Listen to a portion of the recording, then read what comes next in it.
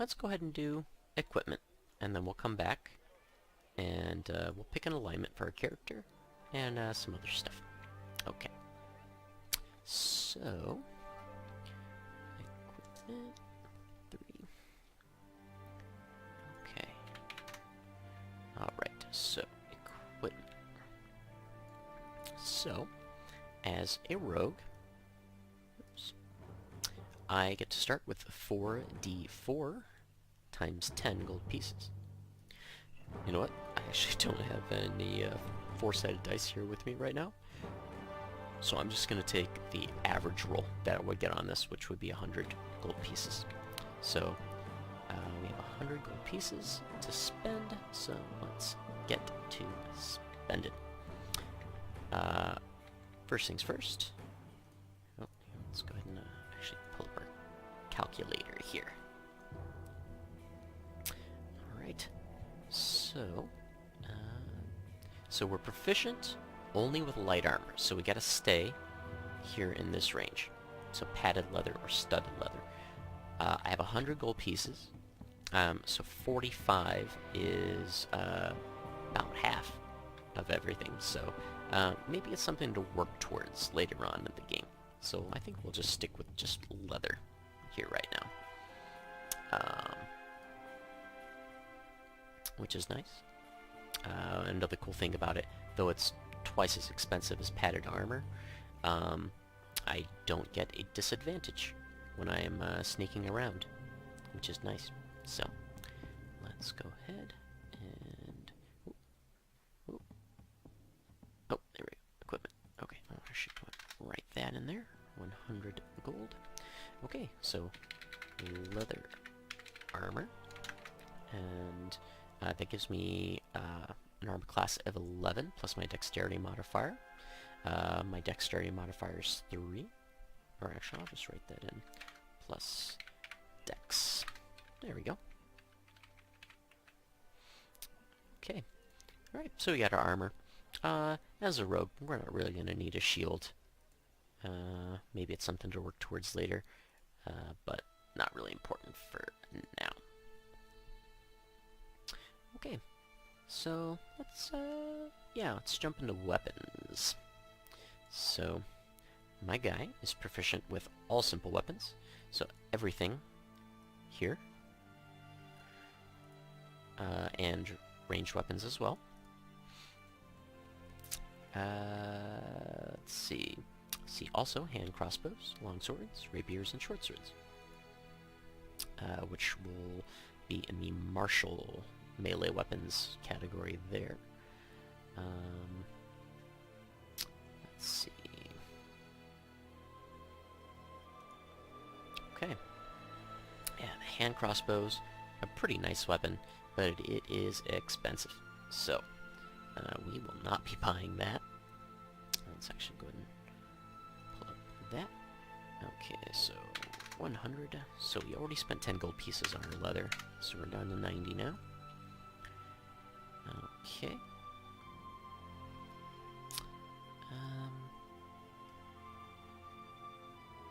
Alright.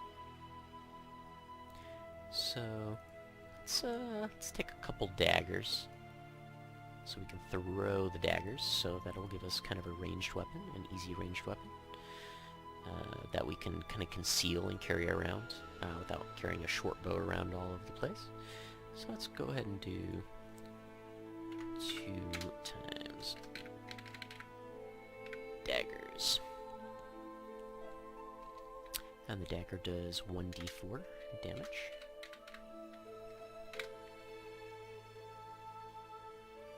Okay.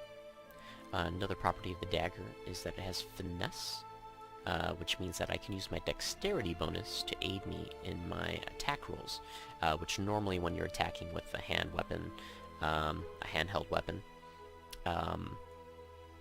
you have to, your bonus is from your strength, and we don't have super great strength, but we have a really good dexterity, so bonus. Let's see what else. Yeah, we'll go ahead and do something a bit more concealable. We'll go and do a crossbow.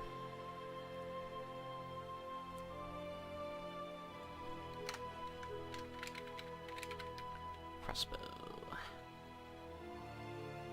Alright. And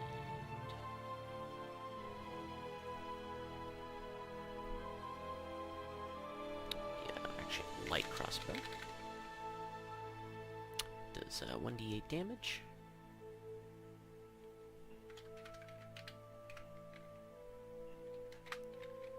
Alright. And then we'll also see weapons and armor have weights and stuff like that. But as long as you don't go crazy overboard, you really don't have to worry about weights and stuff like that. But if your character is particularly weak, then it's something you might have to worry about. But I believe, yeah, we're at a 13 strength, so we can carry a pretty decent amount before having to worry about it. Okay, so we got our crossbow. What else? I think we're gonna want... yeah, how about... yeah, let's go ahead and take a short sword. That sounds cool.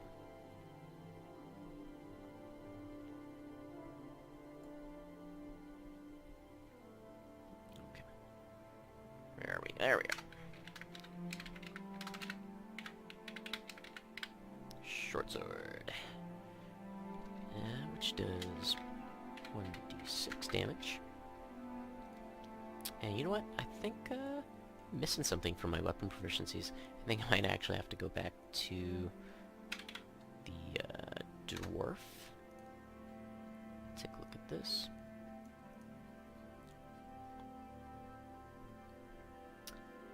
Okay.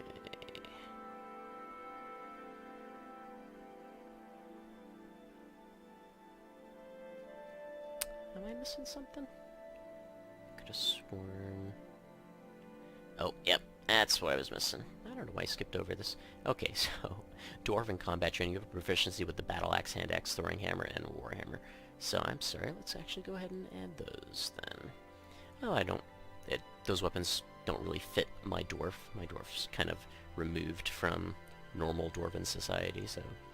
yeah, so, battle axe... axe. Let's see, hand axe.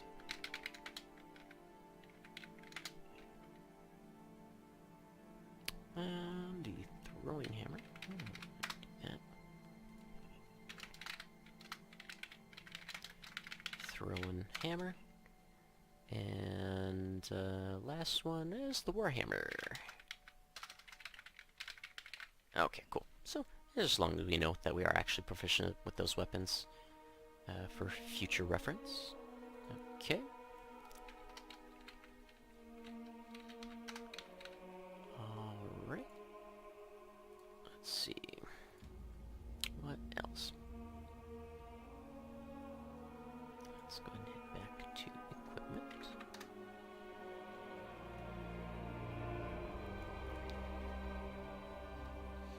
Okay, there we are. Okay, so we've got our short sword, a crossbow, daggers, leather armor. So let's go ahead and check and see how much this is going to actually cost us here. So we've got 2 daggers, those are 2 gold pieces a piece, so 4. So 4. And then we've got the light crossbow, which is 25. That's 25. And then we've got the short sword, which is 10 gold pieces. There we are. So we're down to 51 now. Let's see.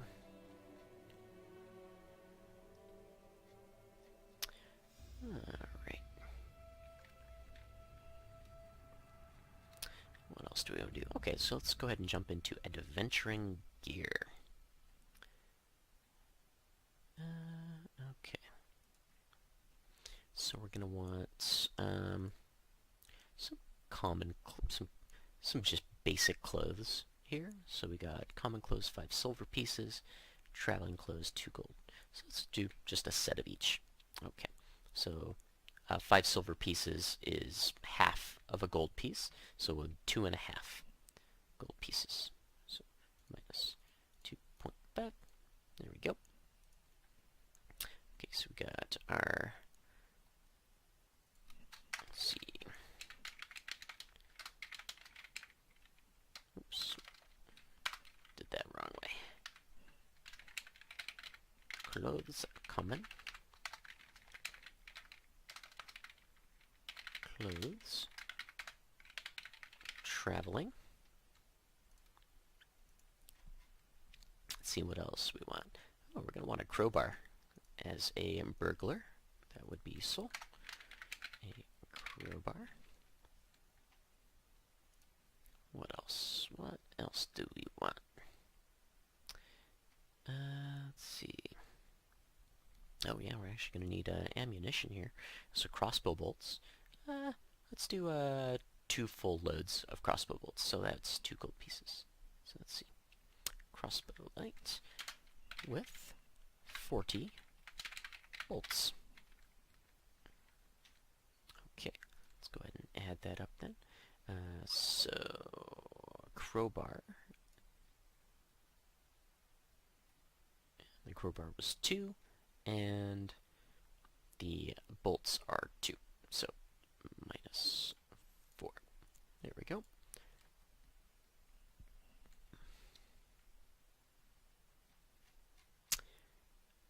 Okay, let's see. What else are we going to want? How about a sack? It's 1 copper piece, which is 1/100th of a gold piece, so we're not even going to bother to mark that on the sheet. So, a sack. There we go. Yeah, rations. You know what the first thing I think we're actually going to do is we're going to buy an equipment pack. So this kind of alleviates some of the tedium of actually going through the full list. But we're still going to want to pick out some other stuff. But yeah, we're going to want a damn burglar's pack, which comes with a backpack to hold my shit, a bag of 1,000 ball bearings, which can be useful, I assume. Let's see, some string, a bell, candles, crowbar. Oh. You know what? We'll have 2 crowbars then. You could always use a second crowbar, just in case your first one gets stolen. Okay, so let's go ahead and do burglar's pack. Okay, minus 16. Alright, cool. So we got that, and that covers a lot. But, yeah, let's go back. Use some soap. It's dirty in those filthy alleyways. And what else?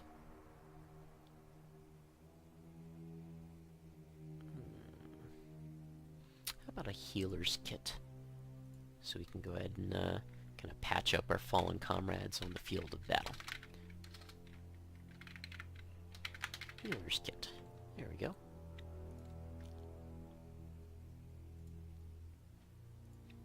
And let's see. Burglar's pack. Oh, you know what? Burglar's pack does not actually come with these tools. So we're actually gonna have to do that. Oh man, these tools are not that expensive. I feel they are 25 gold pieces. Oh my god. I think we're right up on it. Okay. Yeah. Okay. Thieves' tools, 25. Okay, so wow, left with just a bit of change in our pocket then. But yeah, everything looks good. So we got armor to protect ourselves, some daggers to stab, so light crossbows to stab people at range, a short sword for when things get real hairy, some clothes to cover our naked dwarf body, a crowbar to break into some shit. Alright, cool. So we've got our leather armor. So normally, just a naked person just standing in the middle of the road like an idiot has an armor class of 10. Alright? And then that can be affected based upon their dexterity. But we're wearing armor, so that brings our base armor class from 10 to 11, and then we get to add our dexterity. So our armor class is now going to be 14.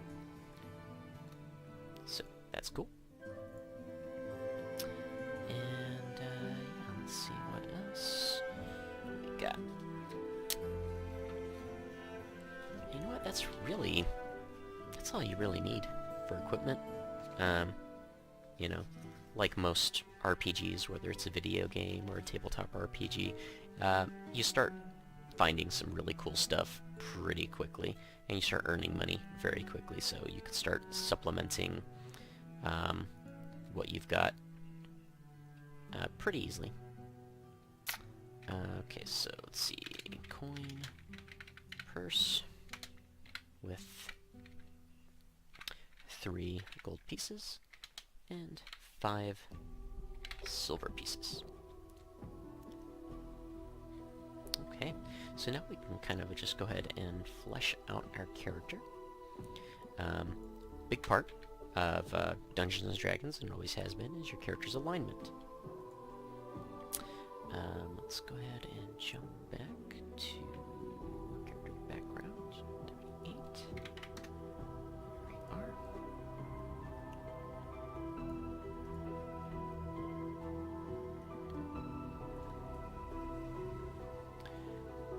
Okay, so I think alignment's up here, maybe? Yeah, there we go. Okay, yeah. So, alignment is split up into 2 different categories. Your character's outlook on order and like personal responsibility and stuff like that, which would be lawful, neutral, or chaotic. And then there is your character's moral outlook, which is good, neutral, or evil. And this has an impact on your character in a bunch of different ways. It kind of gives you an archetype to work from. I prefer a more kind of gray area. You know, no character, no person is 100% evil, and no character is 100% good, you know? And even, like, characters who would be considered evil, they might not think that what they're doing is evil, you know? They're just trying to do what they need to do. Morality and kind of social outlooks and stuff like that can be a real gray area with a pretty wide gradient. But the game has mechanics that actually revolve around alignment and stuff like that. Like spells can be affected by a creature's alignment. Magical items can be affected by a creature's alignment. So, and it's just a good kind of a guideline to role-play your character, besides just role-playing your character like you were just yourself. Because it is a fantasy world, and you might want to play a character that's different from yourself. So, but let's see, our guy is going to be, well, he's a thief. He breaks into people's homes and steals their stuff. And he doesn't really have kind of his own kind of personal code of conduct. It's just do whatever it takes to survive. So, our dwarf is chaotic. You know, he's not a bad guy, but he's seen a lot of shit, you know, on the mean streets. So, you know, he knows, you know, that he has to do what he needs to do to get by and to survive.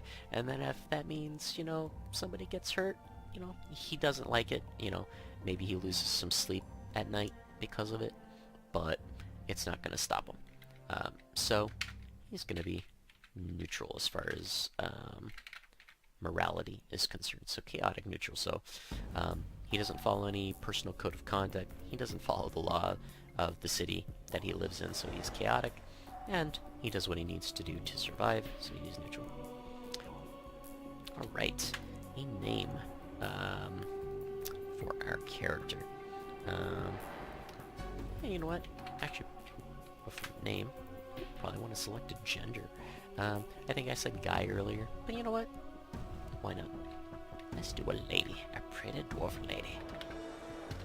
Female. Okay. And how about a name?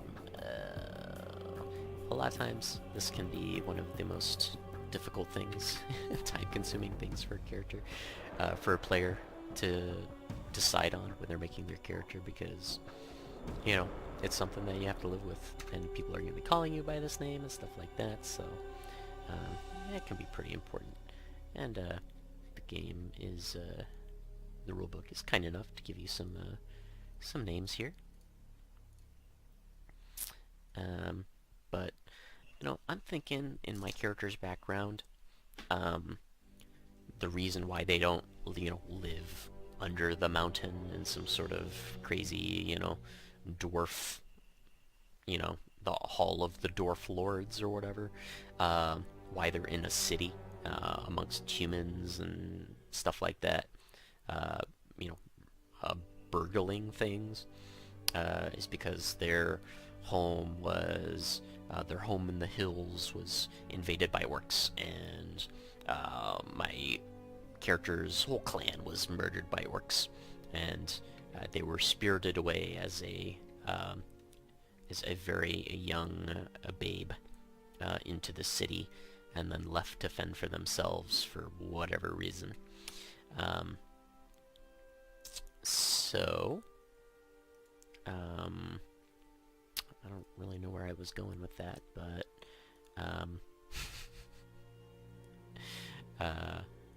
oh yeah, so she's not gonna have kind of your, or at least she's chosen a name for herself instead of taking a traditional dwarf name.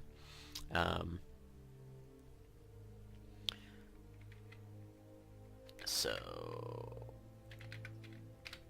Arlia will be her name, but she does know her family name because she was told her family name by the person who spirited her away to the city before that person left or passed away or whatever. So she knows that her clan name is Clanghammer. Arlia Clanghammer. Alright, so let's see. Dwarves can live, let's think like age. Yeah. Dwarves mature at the same rate as humans, but are considered young until they reach the age of 50. On average, they live about 350 years. She hasn't been around that long. Let's see, Arlia is, she is young. She's 17. Still kind of learning the ropes, but she is a first level rogue, so that makes sense. And then a physical description, let's say, let's see, she is 3 foot 10, right? She's pretty stocky, so we would do, she's 165 pounds, right?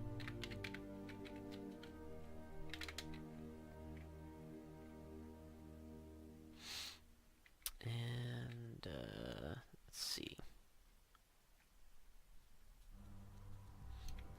She has short buzz cut.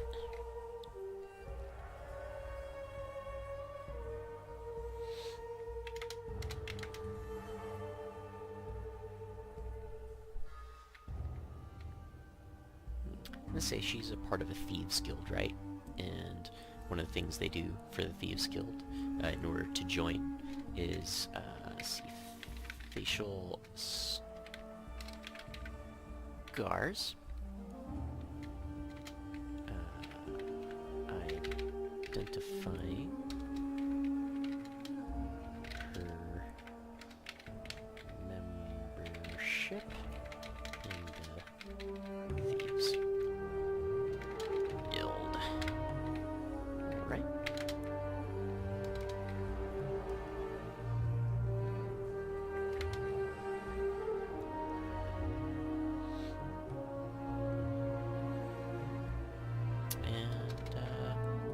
Yeah, and then the clothing, not super important, because that's going to change a lot with different types of armor and like clothing that you'll be wearing, you know, for different occasions that you come upon. Blonde hair. Alright. You know what? I like that. So you've got our Arlea Clanghammer, the chaotic neutral, female rogue dwarf. She's 17 years old. She runs around with leather armor and a couple daggers, short sword. She'll shoot you in the face with the crossbow.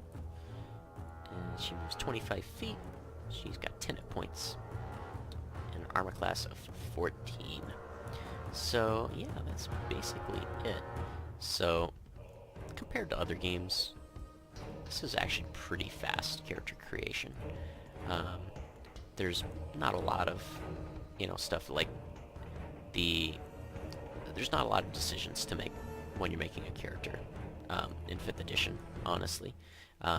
You got your special qualities and like building your character's background and your character's motivations and stuff. That's the important part.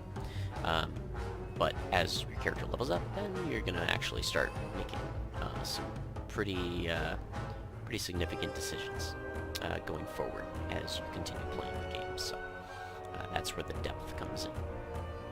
Yeah, so that's basically character creation. So hopefully that helped you out, and I may do some more videos in the future, kind of going over some of the other rules in the game, like combat or whatever. But we'll see what we want to do there. But yeah, thanks for joining me, thanks for watching, and I will see, perhaps even play with you later. Thanks.